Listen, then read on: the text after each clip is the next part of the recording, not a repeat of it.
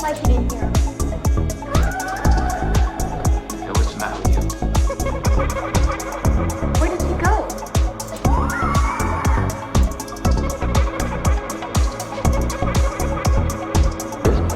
Wild. Put your soul into it.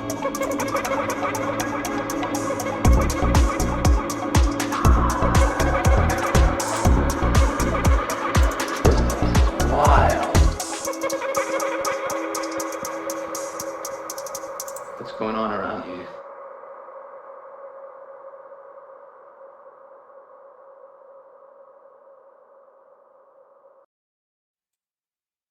And hi, everybody. Welcome to Haunting Live podcast this week. Thanks very much for being here, everybody. And especially if you're new, thank you so much for following us on our social media on Facebook as well as Instagram and YouTube. Don't forget to subscribe to our YouTube channel. We do have lots of videos up there for you to check out. And also for listening on the podcast apps. If you miss a live show right here, you can listen later on when you feel like it on the podcast apps. But today we've reached a milestone. We've reached episode number 30 of season 2, and we can't thank you guys enough for being supportive and following us for all this time here on Haunting Live. Today we're going to take a little bit of a different turn. Normally we talk about mediumship and psychic stuff and all that with the paranormal, but today we are going to talk a little more on the haunting side of things, and we have a special guest all the way from the USA. She's in Minnesota, and she's going to be talking to us today about her location, which is called the Boyd House, and it has a lot of stories, a lot of history, and hopefully a lot of interesting stories as well that she can talk about in paranormal hauntings that they have there down in the US. So let's say hello to Jill today. Hey, hi, how are you? Good, how are you doing? Pretty good. Thanks for having me on. Oh, you're welcome. It's awesome to have you here on Haunting Live. We usually talk about different topics, one of them being paranormal stuff, obviously, but we don't always have that paranormal topic here on the show, so it's great to have somebody that actually owns a haunted location like yourself to talk about the history and experiences of that location. So let's get right into that. What happened? How did you come about the property? And tell us a bit about the history of the location. Well, I myself have been a paranormal investigator for well over 10 years. And so our team would start out traveling to well-known haunted locations in the US just to do investigations. And that's kind of where I got the idea of owning my own haunted location. I thought that would be really fun to do. So then in 2018, financially, I was able to fulfill that dream. I came across the Boyd House. I was just kind of doing my own research online, for houses for sale, fitting the criteria. And I'm not, for myself, don't feel like I have any psychic abilities, but sometimes I feel kind of sensitive to certain things. So I was really, really drawn to the Boyd House. Something just was like, when you find something, you're like, this is it, this is the one, whether it's cars or houses or whatever you're looking for. That's exactly how I felt about the Boyd House. And so then we had set up a time to go look at it, and we did brought some equipment. So we kind of do a mini investigation, and we got some interaction with our equipment. Our REM pod had gone off, and we got some good responses on our spirit box. So then I was like, well, that was a little bit of stuff. So now I need to check with a medium that I really trust. And she said, oh yeah, there's like 6 spirits there. And so I was like, okay, well, you know what? I'm just going to ask the people that live there, because you would think that they would have some experiences. And then they started, they're real hesitant to talk about it. And as we've moved forward and have done more with the house, with more paranormal getting out there, they're more comfortable talking about it. But at the time, they did have some experiences that they heard like old time music playing. Their daughter sometimes would see a man, just kind of different things. And they just kind of blew it off. And as people started coming forward, like I said, we're hearing more stories about people who've been touched. What was really interesting with the house is the psychic had told me that there was a man there that liked to garden, and he would come in through the back door. And I never told anybody that story. But when I met one of the people in the neighborhood, they said, oh, my daughter can see spirits, and she sees a man in the garden, and he comes through the back door. So that was kind of a really good validation that somebody had correlated with what the psychic had said. That's good that you can get that validation, especially right away, because I know you've told me you haven't had the property for that long. You haven't owned it for that long. Sorry, my camera is just not working. There we go. Sorry about that. My camera seems to be Oh, that's okay. freezing a little bit today. Probably brought some energy back from us. We were just out at a haunted location this past weekend, so That happens sometimes. yeah, for sure. So let's go back to the history part of the home. How old is the home that do you know of? Like, how far back in history have you found so far? So the house itself was built in 1901, but our deed goes back to 1884 when the town was actually founded, when they put the St. Louis Minneapolis Railroad running through there. So it was a big booming railroad town back in the day. Actually, the tracks still to this day pretty much run right through the backyard of the property. So the town itself used to have like hotels and restaurants and, different grocery stores, hardware stores, just everything. And now it's pretty much a dying town. There's not a whole lot left to it. There's probably about 150 people in town with a very handful of businesses today. But there was a lot of what we found out too is the property is boarded up against the Sioux Dakota reservation line. So there could have been some things that happened with that as well. Nothing that I found particular in history, but I guess the most thing that I found with the house in 1912, Fred Eckert and his family moved into that home, and they both died in that home in 1958. Two of their children passed away in that home, and we do get a lot of children activity. We also have confirmation that Fred is still there. So we get a lot of EVPs saying, "I'm Fred," or people hear Fred's coming. So we do know Fred for sure is still there. He was a big town founder back in there. He owned his own specialty store. And then he was also helped build one of the churches. He was on the fire team. He also was on the school board. So just a lot of, why he would stay. And yeah, we found out that Fred is the one who loved to garden because we've actually talked to his grandson. And so he came over to the house, and that was really fun to see because he showed us where they used to have this type piece of furniture and kind of what it was like and what his grandma used to make for dinner. And I think it made a lot better connection for us to the spirits because I do ask a lot of questions of things that you normally wouldn't find in a book, and they do answer me on certain questions. For instance, I was told that Minnie fell down the stairs and broke her arm once. And so I asked who fell down the stairs on the spirit box, and plain as day, it said Minnie. So yeah, we do get some validation with that. So it's I think it's a little bit better connection for them too. So that's kind of the history that we know and other families. I know we had another lady that died in there in the 70s because we have 5 confirmed deaths in the house at this point, all natural causes. I know one of the children choked to death. I believe they were 5 or 6 years old when they choked to death. And then another one died in infancy. And then the other 3 were, just old age, but, they still passed away in the home. It's always good when you can interact with somebody that's currently living to the history of the home because it almost acts like a trigger object as well, right? Because you're bringing that energy back into the home to interact with them. So it makes sense that the spirits will be drawn more forward to you. Yeah. Like I said, I'm always finding stuff. When he told me that just recently, I brought down a smoking stand because he said, "Oh, they had a smoking stand. It was right here."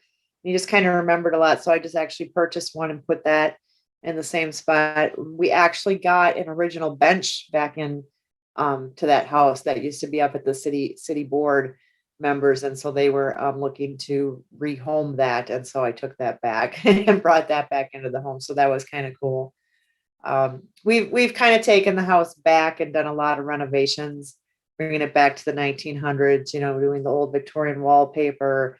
All our furniture is the old antique Victorian style furniture, just to kind of give it that vibe. Yeah, is there a lot of original pieces in there that would keep the energy from the spirits, that used to belong to them, or like a museum almost? Nothing. The only thing I have original is that bench. Otherwise, it's just period pieces that I have purchased. that I felt that would fit the home for what I was looking for. But you just never know what's attached to those things too, because, spirits can get attached to objects. And we've also purchased some dolls that are supposedly haunted. Now, where they are or not, I don't know, but they are there. So, That's really weird you bring up dolls because we just did a location as well here in our province of Ontario. We actually go to a farmhouse and they have an old doll that is sitting on one of the beds up there as well. And it's really creepy because it has like an original death mask of the child that they used to do back in the day, make the oh, faces from wow, the deceased, right? So it's got an old porcelain face to it and it's really creepy. So. that is creepy. And actually, we're just having a contest sort of thing right now where people can submit names for the doll because we don't have a name for that doll yet. So thought we'd run that little thing, see if we can get a name for it. But it's still creepy though. Oh yeah, Um, dolls are. yeah. Have you had any energy brought into the home that you found, or is it mostly from the original family? It's hard to tell. I don't really know if things have amped up more because we're investigating. We could be creating that, and I wouldn't say a portal, but a beacon, as you would say, because I feel like we get a lot sometimes of the, like I get the name Henry a lot, but I cannot find any correlation on any deeds or anything about a gentleman named Henry. But then we also just get names that are just, random, and then we never hear that name again. So I don't know. I kind of feel sometimes if you're like doing some of this type of stuff, or a lot of people are investigating a place, you're creating an energy, you're creating some sort of place for some spirits to maybe just say their piece, or maybe they just come there and go, hey, this is kind of a cool little location. I'm going to hang out here. So, Yeah, there's always those through spirits or the land spirits that come in and they just want to say hi sometimes and announce themselves, right? They just want to be heard too. So, not necessarily you're going to get all family spirit, you're going to get the land spirits as well too. So, right. even with people investigating, I think you're going to get people that bring that energy with them into the home as well. Oh yeah, because everybody I found, even when my team goes, if we're missing certain people, we don't have the same type of energy that we're normally used to. So yeah, I totally agree with that too. And it's also in how you investigate too, and I think that has a lot to do with it too. We tend to be real respectful. All our spirits are real friendly. We don't have anything negative. Sometimes they can get a little cranky, but that's just because they're just, they're older people and they're like, I'm done for the day, go away. So, Well, not only that, spirits don't cooperate all the time either. Just say, I'm not talking to you today, and you'll get nothing either. So, yeah, yeah. My favorite EVP I got out of there, we've gotten quite a few, but um, one of my favorite ones is we get a lady all the time, and she's never told us her name, but she always has we always get the same voice. She's really kind of crotchety like this, like she smokes a lot of cigarettes. And I was in the bedroom and I was just cleaning. And when I'm there, I'm just always just talking to him. And I was the only one in the house too. And I was rambling on about, hey, I'm going to a wedding this weekend. You ever been to a wedding? I'm just going on and on and on. So when I get home, I get this EVP and I'm talking. So she said something, but while I was talking, so I couldn't quite hear what she said. But then when I paused, she's like, I'm trying to sleep, but she was really crabby about it. So that's like, here I'm just interrupting her nap time and I'm just talking away. well, at least she told you what she was doing, and you respect that, then say sorry and move on. So, talk to her later. Yeah. They're always going to be there later. So, so you originally had this home. You've had it for a couple of years now. You know a little about the history about it. Tell me some of the stories that you've had happen to yourself so far. Like, have you personally had any experiences in the home? Yeah, I felt like my shirt get tugged on.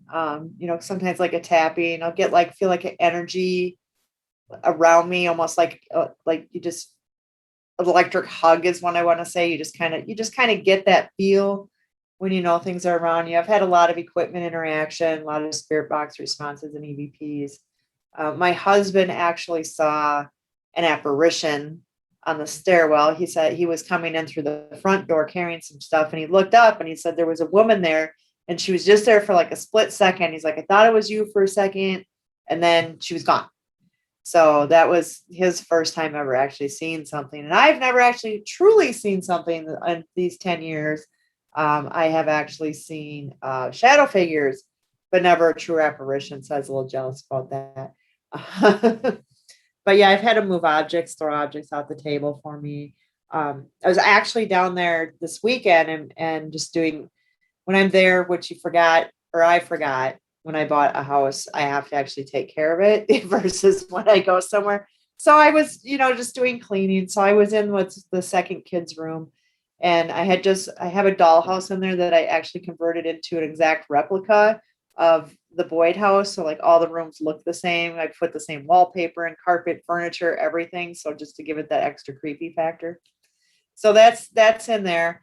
And I was in there just chatting, just, hey, how's it going? Thanks for hanging out. Everybody's been saying how wonderful you guys have been. And all of a sudden, one of the doors to that dollhouse opened all the way, just real slow, just all the way. I was like, well, hello. So we talked. And then later I came back in and I had my bed, and I had set up a camera because I brought him a little stuffed kitty. I wanted to see if they played that. So I was getting that all set up with the REM pod. And so the camera's on at this point. So when I review it, I'll have it. But I turned my back to do something. Then when I turned around, then the bottom door of the dollhouse had swung open. So, and those doors have never just opened on their own. They always have stayed shut.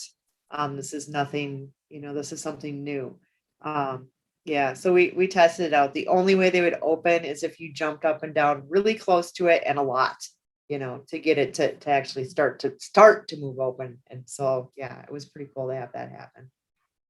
So yeah, that must have been like a personal message for just you then, because it happened only when you were there. So they must have been at least reaching out and telling you, hi, I'm here. So I know I texted my investigator, Teresa, and I said, oh my gosh, I'm at the Boyd. You'll never guess what happened. She's like, oh, why couldn't I have been there when that happened?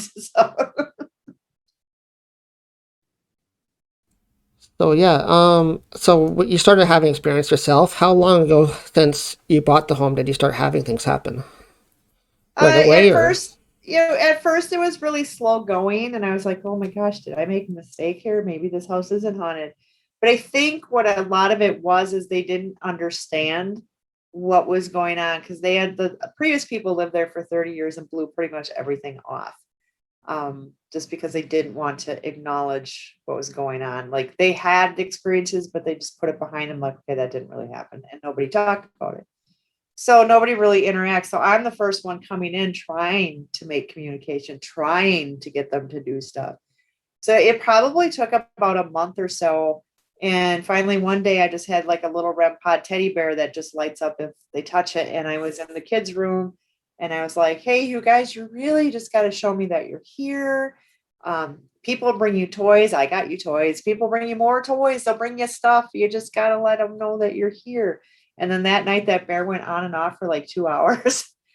So that was really good. And I think I just spent a lot of time with them explaining what things were, how they worked. And it just took them a little bit of time. And I think now they're learning a little bit more how to manipulate stuff, because it seems like it's getting more and more active with people. And I think that is true with any location where people are coming multiple times. They do start to learn, how to make that REM pod work, or I know how to talk on a spirit box, so I think they do learn how to manipulate that stuff once they get the hang of it. It does take them a while. I found that doing investigations as well, that it takes the spirit, well, number one, some time to get to know your energy as well, because they don't know who you are, so they don't know your intention. So until they get to know you and what you're doing, first of all, but then yes, to learn what your intent is and what equipment you have to communicate with, takes them a little while to get used to that. One thing I was going to ask you too was, I think about, what drew you to knowing it was haunted in the first place? Was there stories about it or something in the past that you heard, or did you just hear something from somebody that it was haunted? Or no, I was just really drawn to it when I was doing that search. I just kind of had a really good feel for it, and like we had talked before, how moving forward to show that there were spirits there. So that's just kind of my intuitiveness of that. Yeah, intuition can be a great help in the paranormal field because you'll sense those things. So we get that as well. Like we'll just sense when there's energy around. So So how long have you had people actually coming in now? Have you had a lot of groups come through so far since you've had it open? And how do people actually get in contact with you if they want to come and investigate that location? Yeah, well, we purchased the house in 2018, so that was the first year that we opened up for investigations. And since then, we've probably had about 200 different teams come through there. Most of them have had quite a lot of different experiences, anywhere from touching and voices and seeing things, shadows, and just a ton of different stuff. But yeah, we do allow anybody to come in for overnight paranormal investigations. And so you can contact us at stcroixparanormal.com, or you can just direct email us at boydhouse217@yahoo.com, or find us on Facebook under St. Croix Paranormal or Boyd House. You can just private message us that way too. So lots of different ways to get a hold of us to schedule an overnight. And approximate cost of people coming in? How much do you charge for people overnight? Well, what we do is you get it from 3 p.m. till noon the next day. So we give you quite a bit of time to come in, get set up, have some dinner, investigate, catch a little bit of sleep before you go home. We keep it under a group of 8 people, and then we charge $175 for the whole night for the whole group of 8. That's pretty good. And has it been going so far? What type of evidence have the groups found that correlates with your evidence so far? We get a lot of the same names, a lot of the Freds and the Minnie saying that they're still there via different, whether it's EVPs or equipment interaction. We found that they like to play cards, and I found out that Minnie was loved to play cards. So she will gladly sit down and play cards with you with using equipment. She really likes the game 21. So she will actually use the equipment to tell you when she wants to hit or stay on something. And it's just incredible because it's for real. Like if she was a real person playing, which she's in a different form, that actually hits on it when you're supposed to and stays when you're not. So, or when you're supposed to. So yeah, that's quite incredible on that. So a lot of people get that. A lot of the same type of experience that people get, but most of it correlating to that Eckert family, or kids. We have quite a bit of kids. So yeah, we're still learning. Everybody's kind of learning this different stuff, and hopefully we can help them out and ask them all the time what they want, and if I can bring them anything. So. What's the most common piece of evidence people have? Is it shadows or is it EVP or? Oh, I think it depends on the day, really. But I would say for sure, people will get like equipment interaction would be the number one thing that I would say they get some sort of something to go off. But we do hear quite frequently, it's not every time, but I'd say the most frequent thing I hear people say is that they hear footsteps or kids laughing and playing upstairs. And I myself have actually heard, it wasn't a child, but I was sleeping upstairs and there's like floor grates in between. So you can easily hear what's down below, what's going on. They were open because it's winter time. So I want the heat to get up there. And I just woke up early and I was just laying there and I'm like, oh, this is nice. I'm just going to relax. And all of a sudden I could hear talking going on in the kitchen, which is right below me. And I was like, oh, the girls must be up because there 2 of them were sleeping downstairs. So I go down there and they're sound asleep. But it was plain as day. I heard women talking. So it's like, okay, well, I'm going to go downstairs in the basement and tidy up. And then I started hearing footsteps and moving around. I'm like, okay, well, they're up now. So then I go up there and they're still sleeping. And then I hear walking around upstairs on the level I was just sleeping on. And I'm like, okay, my friend Donna's, she's got to be up. She's got to be up. So I kind of crept up the stairs a little bit and I listened and I could hear her. She was still snoring. And I'm like, oh my God, you guys are totally messing with me today, is what I said. So Yeah, they wanted to let you know they were there for sure. And it sounds like you have a lot of stuff happening. You get EVPs, you get footsteps, the audio, and then your husband even saw the apparition as well. So sounds like it's definitely active there. yeah, we get different things. It's always different. Like I never had the attic door open on me. And all of a sudden people started reporting, oh my gosh, the attic door is opening. And I'm like, okay, when I go there, I'm going to double check on this. And you can take that door and shake it. All the doors are from the 1900s. So they're kind of they got that rattly if the wind were to blow them, but they don't blow open. Like you really have to pull. You actually have to turn the knob really to get that door to open. And it was just we were getting ready to leave one day, and I came out of one room and I looked and the attic door's open, and I yelled to my husband, like, "Did you go up in the attic?" He's like, "No, I haven't been up there." So I was like, "Ah." I'm like, I closed it. I'm like, "Will you guys just quit opening this right now?" Because we have bats sometimes, and I don't want them getting in the house. So Yeah, no, bats buzzing your head in the home is not good either. So yeah. well, at least you know it's them doing it, and you just say politely, "Thank you for not opening the door. We know it's you," and move on. Yeah. So, well, that's really amazing that you have such energy there that interacts with you. How often is it that things happen? Is it fairly steady energy, or is it once in a while, or? And I usually get something every time that you go. It's not going to be nonstop. It's not like how Hollywood makes it seem like, action, 24/7. Any paranormal investigator knows 90% is spent sitting in the dark going, "Hello, is anybody there?" But yeah, usually you'll get something, for sure.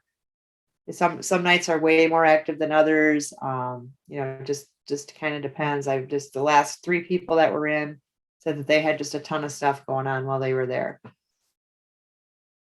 That's great that you allow that and that you're able to have that opportunity to have people come in and investigate and find evidence on their behalf and hopefully connect that also with the history of the home as well. So, thank you so much, though, for coming on, Jill. I appreciate you telling your story and the history of the home as well.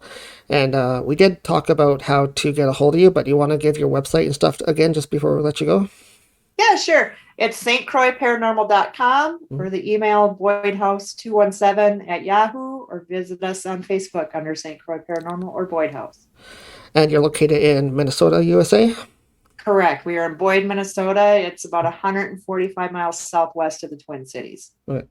Wonderful. Again, thank you so much for taking your time out to be here with us at Haunting Live today. I appreciate that very much.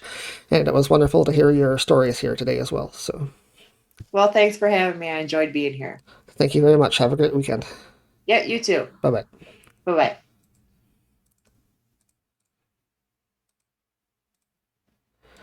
And that was Jill of the Boyd House down in Minnesota, USA, a haunted property that she owns down there. She does have it open for tours and investigations, and you can actually book an overnight investigation if you're a paranormal team and go down there and check it out. Sounds like she has tons of history on it. She has a lot of people coming through. She's had like over 200 people already. Or people come through and check it out, so they seem to be getting a lot of evidence down there. So thank you very much, Jill, for being on our show today here at Haunting Live. Greatly appreciate it. We have reached episode number 30 of season 2 already, guys. Thank you so much for following us on social media here on Facebook. We do Facebook Live every Sunday at 4 o'clock here or there, and we also put it up to our YouTube as well afterwards. We launch that on a YouTube premiere the same night around 11 o'clock, so watch for that post if you missed the live show here today.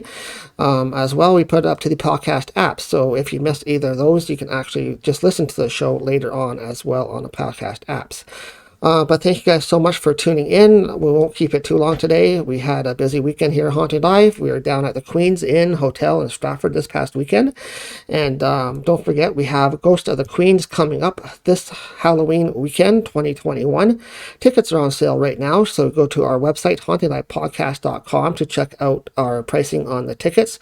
It's $140 for the 2-day event. It's the Friday and Saturday of Halloween weekend. So come join us for a great investigation weekend. And also don't forget to check out our merch on our website. We have added a bunch of new items to the merch store, so if you're new here, please go check that out.